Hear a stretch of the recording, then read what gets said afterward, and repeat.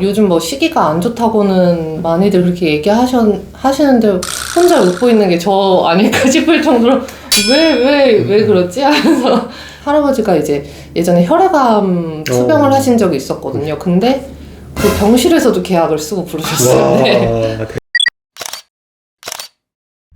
네, 제가 이제 공부를 처음 시작한 게 그 11월 말이었었거든요. 그러니까 거의 12월, 1월, 저기 1월 말쯤에 이제 코로나가 터진 거예요. 그랬죠.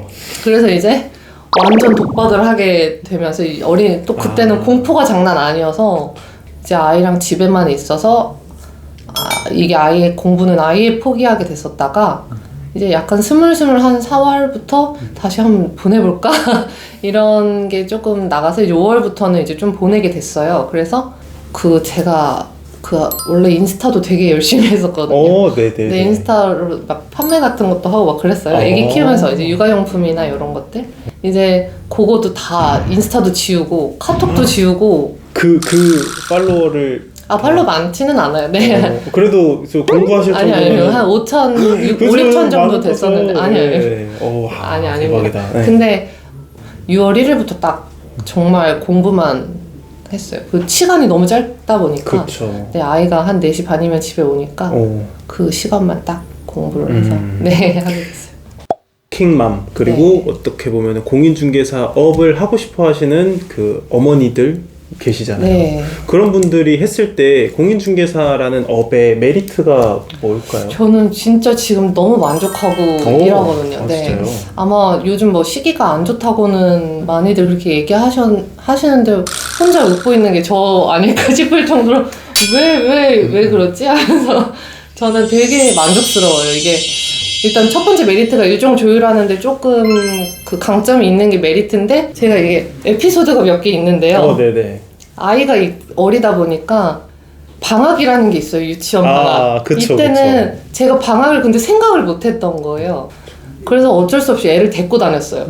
애를 데리고 계약도 몇 번씩 애 데리고 했어요. 애 데리고 하고 잔금 치르러도 가고 애 데리고 이런 게 사실 그 손님들이 양해만 해주시면 그리고 싫어하시는 분들 한 분도 안 계시더라고요. 네네. 오히려 귀여워. 네, 오히려 또 분위기도 좋고. 분위기도 좋고. 네, 그리고 저희 애가 또 저희 집에 TV가 없어요. TV도 없고 이제 태블릿 같은 것도 아예 안 보여주다 보니까 유튜브 같은 거 하나 틀어주면 정말 정지거든요. 없는 아이처럼. 네. 그래서 다행스럽게 계약 같은 거 할 때도 아이 데려다 놓고 미리 양해 구하고 그러면서 손님들이 가끔 용돈 주시는 분도 있었고. 그럴 것 같아요. 네. 그 중개업을 하시기 전에 바라보던 중개업이랑 막상 또 시작했을 때 보이는 중개업이랑 뭔가 좀 차이점이 있을 것 같아요. 네. 이 중개가 진짜 예전에 일을 하기 전에는 그냥 되게 쉽게 돈 번다고 생각했는데 막상 하다 보니까 스트레스 진짜 많이 받는 직업이고 쉬운 일이 아니구나라는 생각이 많이 들어서 근데 할아버지를 보면서 또 미래가 밝다라는 걸 느꼈던 게 할아버지가 이제 예전에 혈액암 투병을 하신 적이 있었거든요. 근데 그 병실에서도 계약을 쓰고 부르셨어요. 네. 대단하시다. 네, 진짜 네, 그거는 어릴 때는 사실 몰랐어요. 별 생각이 없었는데 지금 생각해 보면 제가 애 데리고 계약하는 건 아무것도 아닌 거예요. 열정. 그 링거 이거 코 요거 네, 거의 이제 생사 오갈 정도로 아프셨었거든요. 혈액암이셨으니까. 네. 그 상황에 도장 빨리 찍으라고 이러면 그 정도일 때 한 건 아니겠지만 어쨌든 거의 이제 할아버지가 하시는 걸 보고 저도 약간 좀 많이 이렇게 딱 형식적으로만 해야 된다는 생각을 좀 많이 틀이 좀 많이 할아버지를 보면서 많이 깨졌어요. 그리고 저렇게 땡기는구나 이런 것도 좀 느꼈고 마포 광양창에서 대흥역 그 사이에서만 그렇게 오래 하신 거거든요. 그러니까 그렇게 오래 하셨다는 것 자체가 돈 받을 점이 되게 많다고 생각해서 에피소드 하나 또 있어요. 얘기해 주세요. 네, 두껍게. 또 엄마로서 네. 건데 가계약도 많이 하잖아요. 가계약으로 돈을 먼저 넘기잖아요. 특히 전월세 같은 경우.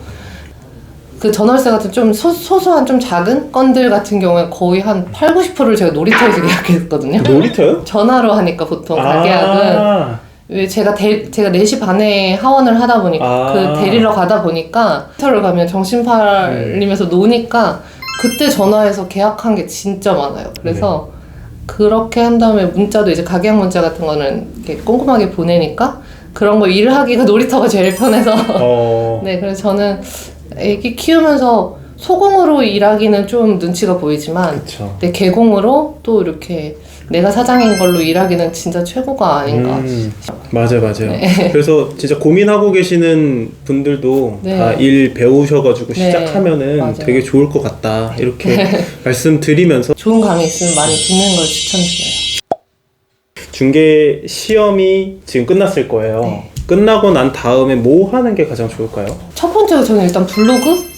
네, 블로그를 시작하면 너무 좋을 것 같아요. 아직 뭐 블로그가 뭐 레드오션이니 뭐니 하지만 블로그로 체결되는 매물도 있을 뿐더러 일단 저는 제 블로그를 가보시면 계속해서 부동산 정보만 올리거든요.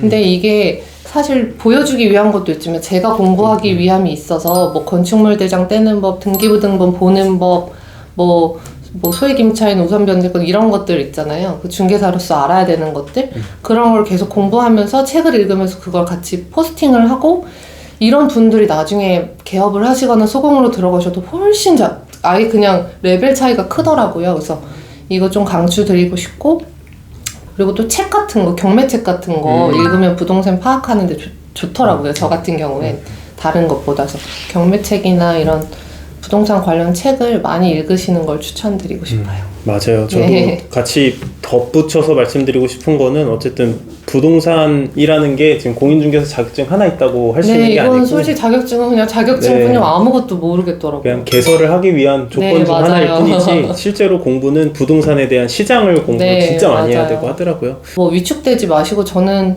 지금이 가장 부동산 시작하기 좋은 시기가 아닐까. 왜냐면 권리금 저렴한 매물들도 많이 나오기 때문에 그렇지 않을까 싶어서 아무리 어려워도 자기 하기 나름이다라는 생각이 있어서 부동산 일을 많이 하시면 좋겠다는 생각이 듭니다. 또 좋은 기회로 제가 네. 또 찾아뵙거나 네. 해서 또 촬영하면 좋을 것 같고요. 또 대흥역 쪽에 있는 오복부동산 많이 찾아주시고 그리고 오복TV 꼭 구독해 주셨으면 좋겠다 말씀드리면서 영상 마치도록 하겠습니다. 네, 감사합니다. 감사합니다.